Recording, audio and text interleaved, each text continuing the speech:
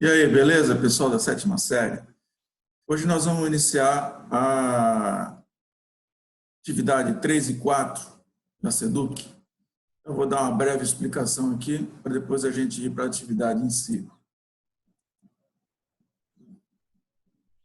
Bom, a atividade fala sobre um conceito, uma teoria, que é a teoria sobre os continentes e a movimentação na crosta terrestre. Tá? Hoje, vocês sabem, existem vários continentes. A gente pode citar aqui meia dúzia de continentes, entre eles América, África, Europa, Ásia, né? E, no entanto, segundo essa teoria, há milhões de anos atrás, todos os continentes estavam unidos, né?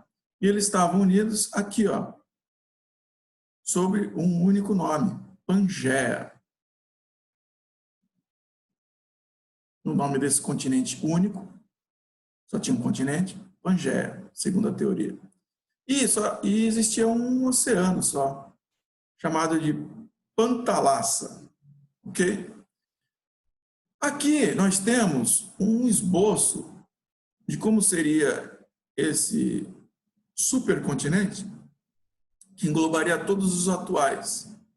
Aqui seria a porção mais da Eurásia, a porção da América do Norte, da América do Sul, da África, da Antártica, a Índia, né? A Austrália. E eles eram todos unidos. Como vocês podem ver aqui, ó, a própria América do Sul era unida aqui com a África. E hoje, né, aqui a costa do Brasil, unida com a África. Se você olhar o mapa mundi atual, você vai perceber que realmente a costa do Brasil encaixa direitinho na costa da África. E olhando as imagens de satélite, você percebe que esse afastamento entre a América do Sul e a África continua até hoje, mais ou menos 1, 2 centímetros por ano. O satélite consegue detectar isso. Bom, era isso, né? Segundo a teoria, era isso, há milhões de anos atrás. Aí, com o passar do tempo, formou-se 2 continentes. Seriam a Laurásia e Gondwana, né? Então você teria formado, a partir da Pangeia, formou-se 2 continentes, Laurásia e Gondwana. E esse processo continuou ao longo de milhões de anos, um processo de afastamento entre os continentes. Aí teríamos os continentes atuais, né? América, Europa, a África, a Ásia, Oceania e Antártida.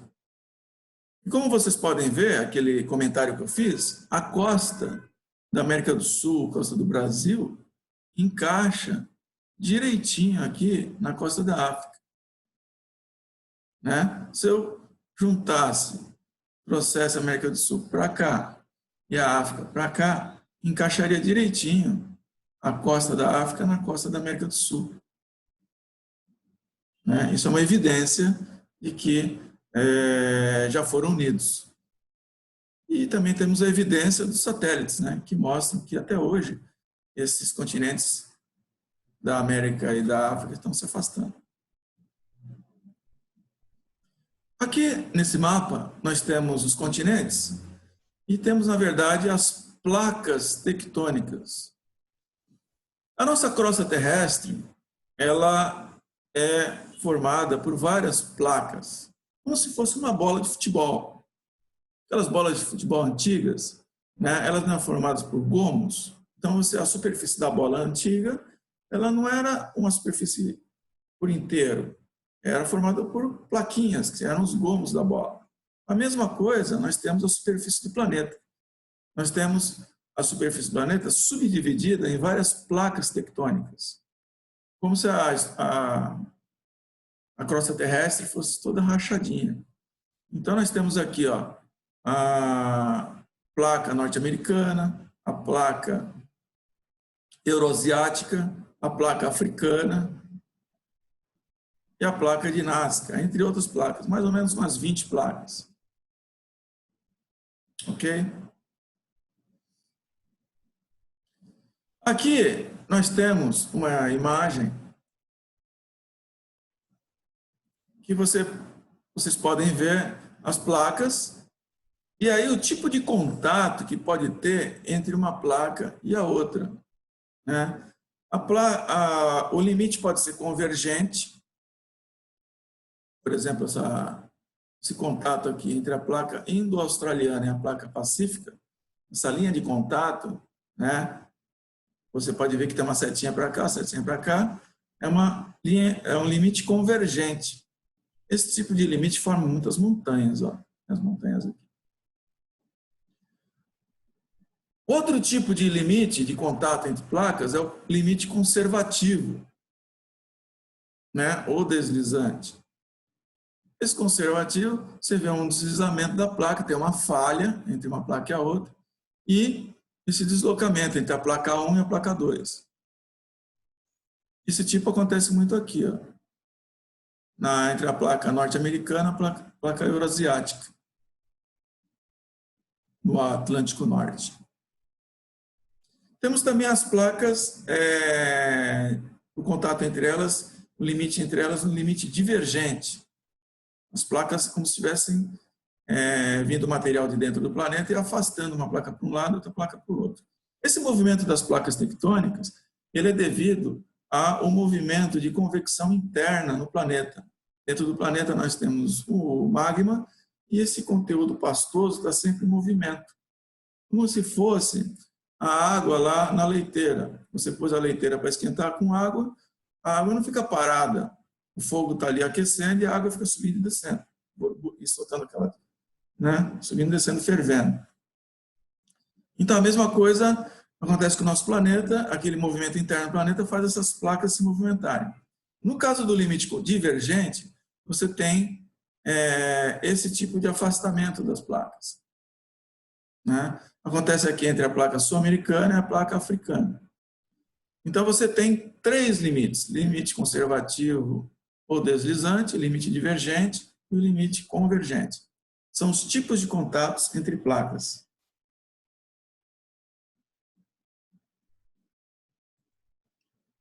Aqui, né, especificando melhor o que foi dito no outro slide, nesse slide nós temos como que é o limite divergente. Você vê que tem sempre uma atividade vulcânica e muitos terremotos. Todo o limite de placa tem terremotos, vulcões, vulcanismo, como também formação de grandes montanhas. Tá? Aqui o limite transformante, deslizante, né? Tem vários tipos de nome para esse tipo de limite. Então aqui existe um afastamento, aqui desliza de um lado para o outro, e aqui o limite convergente, existe, na verdade, um choque entre as placas.